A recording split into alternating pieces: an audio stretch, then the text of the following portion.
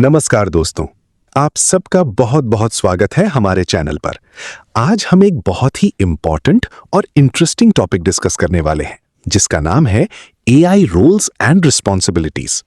अगर आप AI governance या फिर आईसाका के सर्टिफिकेशंस जैसे एआईए की तैयारी कर रहे हैं, तो ये वीडियो आपके लिए बहुत ज्यादा हेल्पफुल होने वाला है। इस वीडियो में हम स्टेप बाय स्टेप समझेंगे कि किसी भी ऑर्गेनाइजेशन में आर्टिफिशियल इंटेलिजेंस से जुड़ी हुई रोल्स क्या होती हैं और उनकी रिस्पॉन्सिबिलिटीज क्या होती हैं। तो चलिए बिना टाइम वेस्ट किए सीधे टॉपिक पर चलते हैं। सबसे पहले बात करते हैं इफेक्टिव एआई गवर्नेंस की। इफेक्टिव एआई गवर्नेंस का मतलब होता है कि ऑर्गेनाइजेशन के अंदर ऐसे ओवरसाइट मैकेनिज्म्स होने चाहिए जो डिफरेंट तरह के रिस्क्स को एड्रेस कर सकें। सबसे पहला रिस्क है बायस, यानी एआई सिस्टम अगर गलत तरीके से ट्रेन किया गया है तो वो किसी पर्टिकुलर ग्रुप के अगेंस्ट या फेवर में डिसीजन दे सकता है। दूसरा रिस्क है इंफॉर्मेशन सिक्योरिटी, मतलब एआई सिस्टम जो डेटा यूज कर रहा है वो सिक्योर है या नहीं, कहीं उसमें कोई साइबर अटैक का खतरा तो नहीं है। तीसरा रिस्क है प्राइवेसी इन्फ्रिंजमेंट, यानी जो भी पर्सनल या sensitive data AI system use कर रहा है उसकी प्राइवेसी प्रॉपरली प्रोटेक्ट की जा रही है या नहीं। और चौथा रिस्क है मिसयूज, मतलब एआई टेक्नोलॉजी का गलत इस्तेमाल ना हो, जैसे कि डीप फेक्स बनाना या फ्रॉड करना। इन सब रिस्क्स को एड्रेस करते हुए ऑर्गेनाइजेशन को इनोवेशन भी फॉस्टर करनी होती है और साथ ही साथ ट्रस्ट बिल्डिंग भी करनी होती है। अब बात करते हैं एक एथिकल और एआई सेंटर्ड अप्रोच की। जब हम कहते हैं कि एआई गवर्नेंस एक एथिकल अप्रोच होनी चाहिए, तो इसका मतलब है कि इसमें diverse range of stakeholders involve होने चाहिए। सबसे पहले हैं एआई डेवलपर्स, यानी वो लोग जो एआई मॉडल्स और सिस्टम्स को डिजाइन और बिल्ड करते हैं। दूसरे हैं यूजर्स, यानी वो लोग जो एक्चुअली उस एआई सिस्टम को यूज करते हैं अपने डेली काम के लिए। तीसरे हैं पॉलिसी मेकर्स, यानी वो अथॉरिटीज या गवर्नमेंट बॉडीज जो एआई से रिलेटेड रूल्स और रेगुलेशंस बनाते हैं। और चौथे हैं एथिसिस्ट्स, यानी वो एक्सपर्ट्स जो ये देखते हैं कि एआई सिस्टम मॉरली और एथिकली सही तरीके से काम कर रहा है या नहीं। जब ये सब लोग मिलकर काम करते हैं तभी ये इंश्योर हो पाता है कि एआई रिलेटेड सिस्टम्स सोसाइटी के वैल्यूज के अकॉर्डिंग डेवलप और यूज किए जा रहे हैं। अब यहां पर एक बहुत इंपॉर्टेंट पॉइंट आता है। एआई से रिलेटेड रोल्स और रिस्पॉन्सिबिलिटीज को समझना किसी भी ऑर्गेनाइजेशन के लिए एक बहुत इंपॉर्टेंट स्टेप है, चाहे वो ऑर्गेनाइजेशन एआई सॉल्यूशंस को खुद डेवलप कर रही हो या फिर इंप्लीमेंट कर रही हो। यहां पर एक चीज ध्यान में रखनी है कि ये रोल्स और उनकी रिस्पॉन्सिबिलिटीज फिक्स नहीं होती, बल्कि ये वेरी करती हैं, मतलब बदलती रहती हैं, ऑर्गेनाइजेशन के साइज के हिसाब से और उसकी एआई अडॉप्शन स्ट्रैटेजी के हिसाब से। एक एग्जाम्पल लेते हैं इसको समझने के लिए। मान लीजिए एक ऑर्गेनाइजेशन है जो अपना खुद का एआई सॉल्यूशन डेवलप नहीं कर रही, बल्कि वो third party AI solutions implement कर रही है, यानी किसी दूसरी कंपनी से रेडीमेड एआई टूल ले रही है और यूज कर रही है। ऐसी सिचुएशन में उस ऑर्गेनाइजेशन के आईटी डिपार्टमेंट में डेवलपमेंट या ऑपरेशन से रिलेटेड रूल्स की जरूरत नहीं पड़ेगी, क्योंकि डेवलपमेंट का काम तो वो थर्ड पार्टी कंपनी ऑलरेडी कर चुकी है। अब हम आगे बढ़ते हैं और समझते हैं कि एआई रोल्स की कॉमन कैटेगरीज क्या होती हैं और उनकी रिलेटेड रिस्पॉन्सिबिलिटीज क्या होती हैं। ये सारी इंफॉर्मेशन एक फिगर में दी गई है, जिसका नाम है फिगर 1.3, जिसमें एआई से रिलेटेड रोल्स और रिस्पॉन्सिबिलिटीज को 4 मेजर कैटेगरीज में डिवाइड किया गया है। पहली कैटेगरी है लीडरशिप एंड स्ट्रैटेजी, जिसका फोकस है एआई का विजन और रोड मैप बनाना। दूसरी कैटेगरी है डेवलपमेंटल एंड ऑपरेशनल, जिसका फोकस है एआई सॉल्यूशंस को बनाना और मेंटेन करना। तीसरी कैटेगरी है यूजर्स, जिसका फोकस है एआई सॉल्यूशंस को एक्चुअली यूज करना। और चौथी कैटेगरी है गवर्नेंस एंड ओवरसाइट, जिसका फोकस है सिक्योरिटी, रेगुलेटरी और एथिकल अडहियरेंस इंश्योर करना। चलिए अब एक एक करके इन्हें डिटेल में समझते हैं। सबसे पहली कैटेगरी है लीडरशिप एंड स्ट्रैटेजी। इस कैटेगरी का मेन फोकस होता है एआई स्ट्रैटेजी रोल्स डिफाइन करना, यानी सिंपल भाषा में कहें तो ये रोल्स डिसाइड करती हैं कि ऑर्गेनाइजेशन एआई सॉल्यूशंस को कैसे अडॉप्ट करेगी और पूरे एआई लाइफ साइकिल के लिए गाइडेंस प्रोवाइड करती हैं।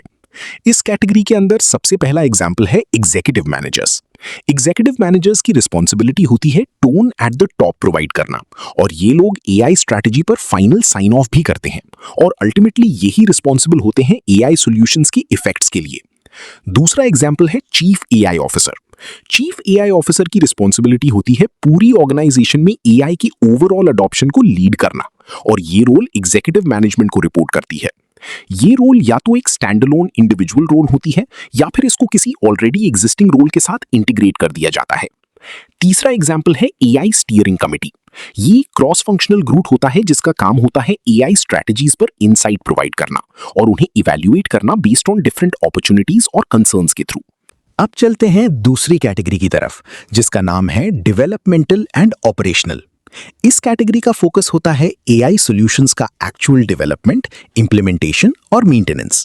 ये रोल्स जनरली ऑर्गेनाइजेशन के आईटी ग्रुप के अंदर ही होती हैं, क्योंकि इनका काम टेक्निकल होता है। सबसे पहला एग्जाम्पल है IT development.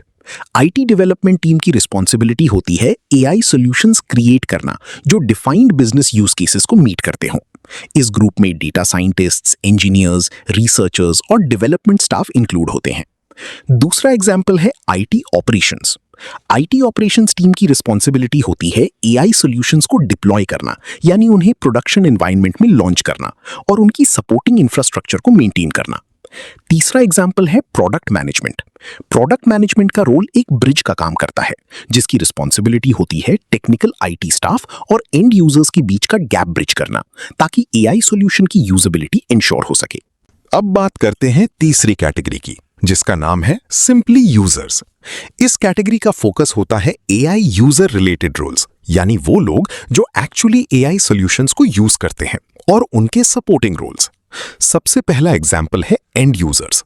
And users typically या तो एम्प्लॉइज होते हैं जो अपने ऑर्गेनाइजेशन के अंदर एआई टूल्स यूज करते हैं अपना काम करने के लिए, या फिर ये कंज्यूमर्स होते हैं जो बाहर से एआई प्रोडक्ट या सर्विस का यूज करते हैं। दूसरा एग्जाम्पल है ह्यूमन रिसोर्सेज, यानी एचआर डिपार्टमेंट।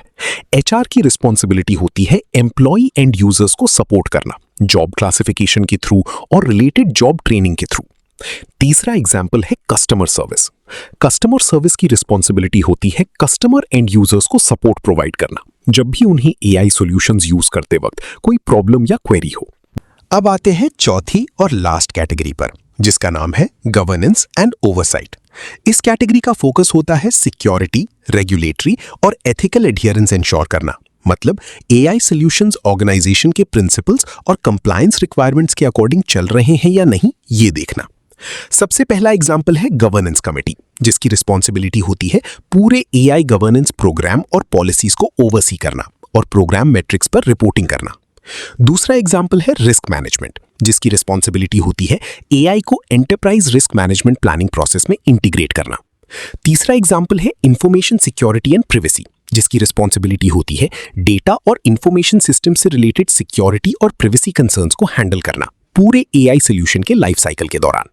और चौथा एग्जाम्पल है इंटरनल ऑडिट, जिसकी रिस्पॉन्सिबिलिटी होती है एआई रिलेटेड रिस्क को असेस करना, जो उनके ऑडिट प्लान का एक पार्ट होता है। तो दोस्तों, इस तरह से हमने देखा कि एआई रोल्स एंड रिस्पॉन्सिबिलिटीज को 4 मेजर कैटेगरीज में डिवाइड किया गया है। पहली है लीडरशिप एंड स्ट्रैटेजी, जिसमें विजन और रोड मैप बनाया जाता है। दूसरी है डेवलपमेंटल एंड ऑपरेशनल, जिसमें एआई सॉल्यूशंस को बिल्ड और मेंटेन किया जाता है। तीसरी है यूजर्स, जिसमें एआई सॉल्यूशंस को अडॉप्ट और अप्लाई किया जाता है। और चौथी है गवर्नेंस एंड ओवरसाइट, जिसमें एआई सॉल्यूशंस को अश्योर और ऑडिट किया जाता है। ये चारों कैटेगरीज मिलकर इंश्योर करती हैं कि एआई को ऑर्गेनाइजेशन में रिस्पॉन्सिबली, सिक्योरली और एथिकली अडॉप्ट किया जाए। ये पूरी इंफॉर्मेशन आईसाका के AAIA ऑफिशियल रिव्यू मैनुअल से ली गई है, जो साल 2025 में पब्लिश हुई थी। अगर आप एआई गवर्नेंस या AAIA सर्टिफिकेशन की तैयारी कर रहे हैं, तो ये कॉन्सेप्ट्स आपके लिए बहुत ही फाउंडेशनल है और एग्जाम में भी काफी इंपॉर्टेंट है। उम्मीद है कि आज की ये वीडियो आपको एआई रोल्स और रिस्पॉन्सिबिलिटीज को क्लियरली समझने में मदद करेगी। अगर आपको ये वीडियो हेल्पफुल लगी हो तो प्लीज चैनल को सब्सक्राइब करना ना भूलें, और अगर आपके मन में कोई भी डाउट हो इस टॉपिक को लेकर तो कमेंट सेक्शन में जरूर बताइए। मिलते हैं अगली वीडियो में एक नई इंटरेस्टिंग टॉपिक के साथ। तब तक के लिए धन्यवाद और अपना ख्याल रखिए।